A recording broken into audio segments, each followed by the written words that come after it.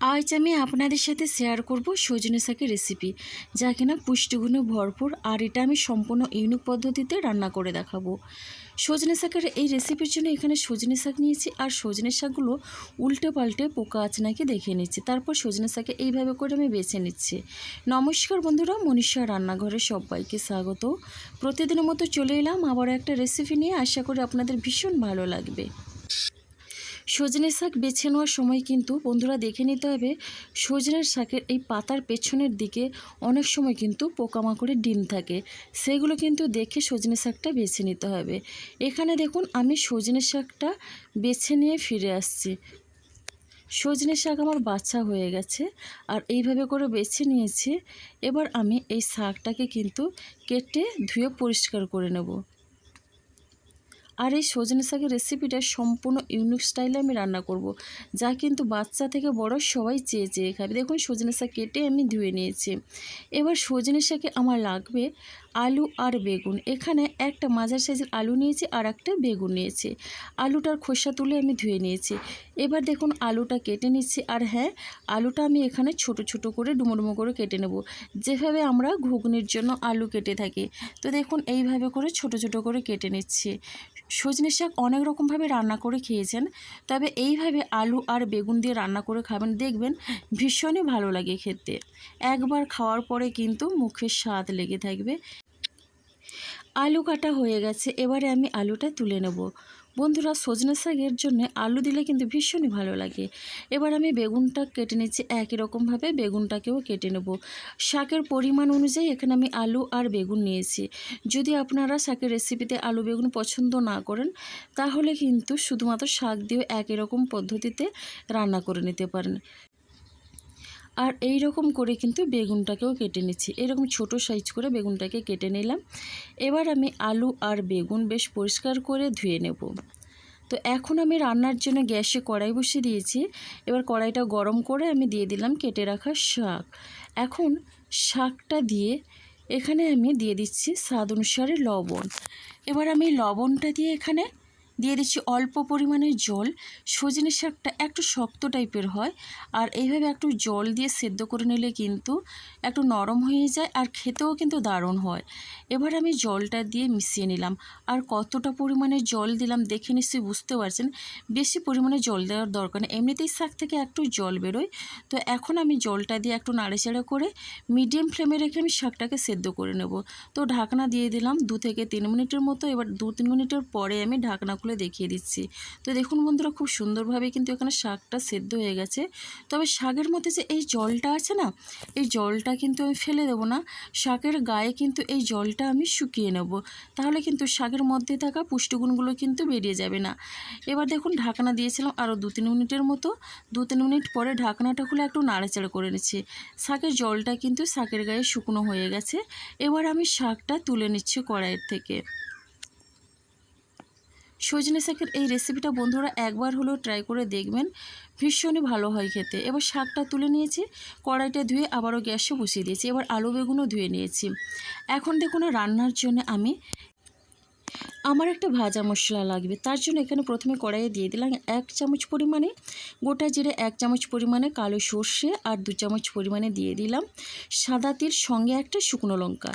এখন আমি শুকনো খোলায় হালকা করে নাড়াচাড়া করে নিয়ে এটা ভেজে নেব। এই মশলা দিয়ে সজনে শাক একবার রান্না করে দেখবেন বন্ধুরা, মুখে কিন্তু স্বাদ লেগে থাকবে। স্পেশালভাবে কিন্তু এই মশলাটা আমি তৈরি করে নিলাম। এবার মশলাটা কিন্তু ভাজা হয়ে গেছে। এখন আমি নিয়ে নিচ্ছি একটা প্লেটের মধ্যে। এটা আমি গুঁড়ো করে আপনাদের পরে দেখাচ্ছি। এবার দেখুন আমি ওই কড়াইয়ের মধ্যে রান্নার জন্য দিয়ে দিলাম 2 চামচের মতো সর্ষের তেল। আর পুরো রান্নাটাই আমি সর্ষের তেলেই করব। যে কোনো শাকের রেসিপি কিন্তু সর্ষের তেলেই করলে ভীষণই ভালো হয় খেতে। তেলটা বেশ ভালোভাবে গরম করে নিয়ে ফোড়নে দিয়ে দিলাম এখানে 1/2 চামচ পরিমাণে 5 ফোড়ন। ফোড়নটা একটু ভাজা হয়ে আসলে সুন্দর একটা মিষ্টি গন্ধ ছাড়লে এখানে দিয়ে দিচ্ছি একটা মিডিয়াম সাইজের পেঁয়াজ কুচি। এবার পেঁয়াজটা দিয়ে বেশ ভালোভাবেই আমি নাড়াচাড়া করে নিচ্ছি। এই রান্নাতে কিন্তু বেশি লঙ্কা বা গুঁড়ো মশলার কোনো প্রয়োজন হবে না। তো দেখুন এখানে পেঁয়াজটা একটু নাড়াচাড়া করে নেওয়ার পরে 3টে কাঁচা লঙ্কা আমি দিয়ে দিলাম, আর লঙ্কাগুলোকে এইভাবে চিড়ে নিয়েছি। এবার লঙ্কাটা দিয়ে পেঁয়াজের সঙ্গে বেশ ভালোভাবে মিশিয়ে নিলাম। পেঁয়াজটাকে একটু হালকা লাল করে ভেজে নিতে হবে। এবার দেখুন হালকা একটা কালার আসলে এখানে আমি দিয়ে দিচ্ছি কেটে রাখা আলু, আর আলুটাকে এইভাবে ডুমো ডুমো করে কেটে নিয়েছি। এবার আলুটা দিয়ে বেশ ভালোভাবেই নাড়াচাড়া করে পেঁয়াজের সঙ্গে আমি ভেজে নেব। আলু কিন্তু আলাদাভাবে আগের থেকে ভাজার দরকার নেই, পেঁয়াজের সঙ্গে এইভাবে ভেজে নিলে পেঁয়াজটাও খুব সুন্দরভাবেই ভাজা হয়ে যায় আর সঙ্গে আলুটাও। এখানে দেখুন ঢাকনা দিয়ে আমি মিডিয়াম ফ্লেমে 2 থেকে 3 মিনিটের মতো রান্না হতে দেবো। এবার ঢাকনাটা খুলে একটু নাড়াচাড়া করে নিচ্ছি, আর আলুর গায়ে কিন্তু খুবই সুন্দর একটা কালার ধরেছে।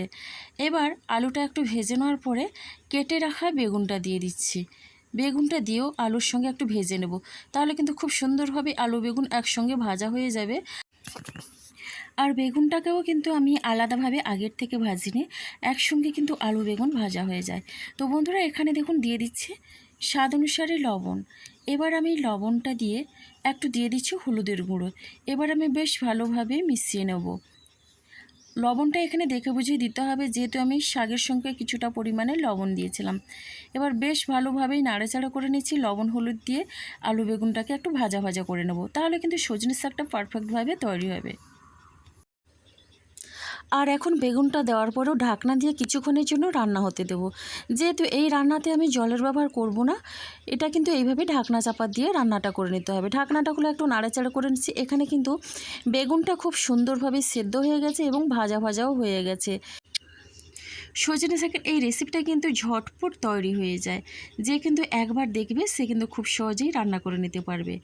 বন্ধুরা এখানে দেখুন এইভাবে কিছু সময় ধরে নাড়াচাড়া করে নেওয়ার পরে এবারে আমি এখানে সেদ্ধ করে রাখা শাকটা দিয়ে দিচ্ছি।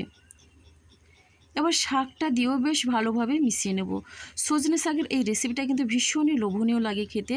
দুপুরে গরম ভাতের সাথে থাকলে কিন্তু আর কোনো কিছুর প্রয়োজন হয় না, ভীষণই সুন্দর লাগে খেতে। আর এটা থাকলে কিন্তু এক থালা ভাত অনায়াসে খেয়ে নিতে পারবেন।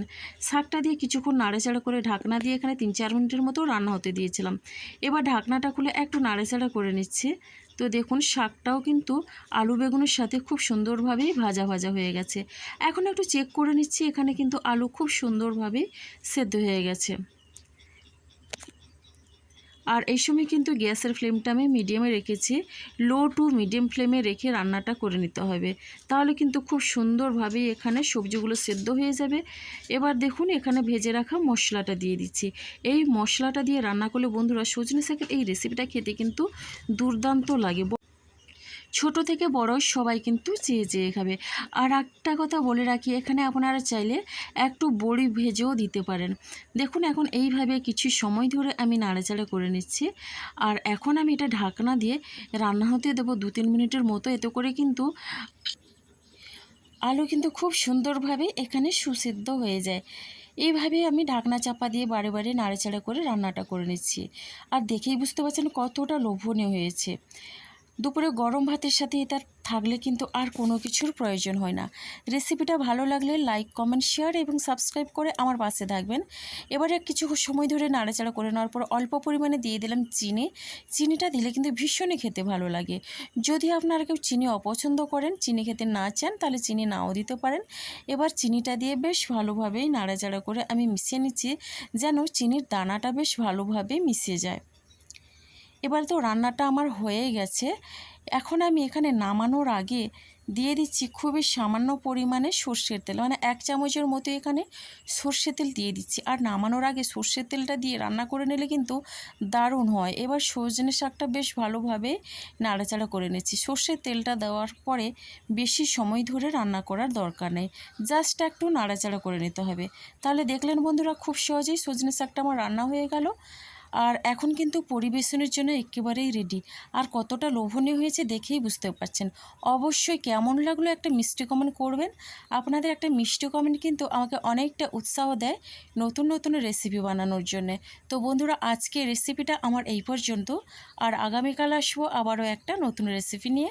আপনারা সবাই সুস্থ থাকুন, ভালো থাকুন। অসংখ্য ধন্যবাদ আর অনেক অনেক ভালোবাসা রইল আমার সোনা বন্ধুদের জন্যে। তাহলে বন্ধুরা আজকের মতো টাটা।